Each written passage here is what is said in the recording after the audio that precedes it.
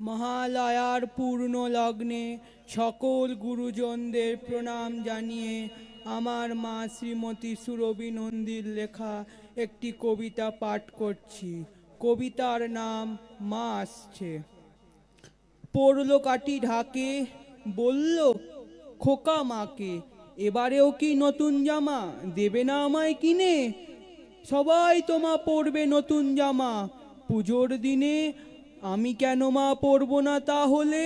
পুজো তো আজ সবার ঘরে, মা কি আবার ছোট বড় বিচার করে? সমাজে কি পাবো না কোনো স্থান? কেউ কি আমাদের দেবে না কোনো মান? মা দুর্গা আসছে বলে সবার মুখে হাসি।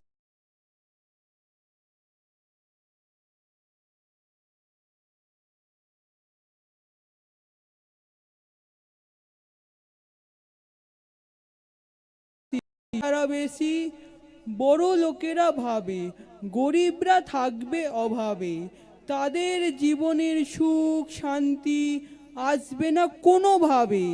মা চাইলে সব কিছুই সুষ্ঠুভাবে হবে।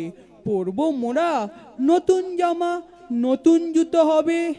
চাই না আমি দামি জামা, চাই না কোনো দান। মায়ের দেওয়া উপহারই আমার কাছে মহান।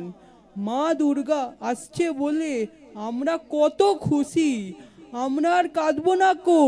সংখ্যায় যারা বেশি, কবিতা গল্পের পাতায় পাতায় আমরা আছি সবার মাথায়। আমরা গড়ব মাটির স্বর্গ মাটির প্রদীপ দিয়ে, তোমরা জ্বালাও আলোর রোশনায় বিজলি বাতি দিয়ে।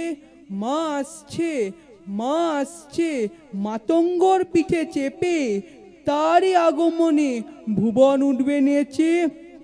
মা দুর্গা কৈলাসেতে যাবেন দোলায় চেপে, আমরা সবাই ধন্য হব আনন্দে বুক ঝেপে।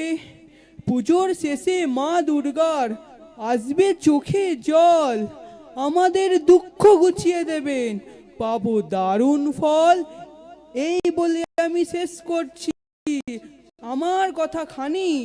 মা দুর্গার আশীর্বাদে আমরা সবাই ধনী। নমস্কার।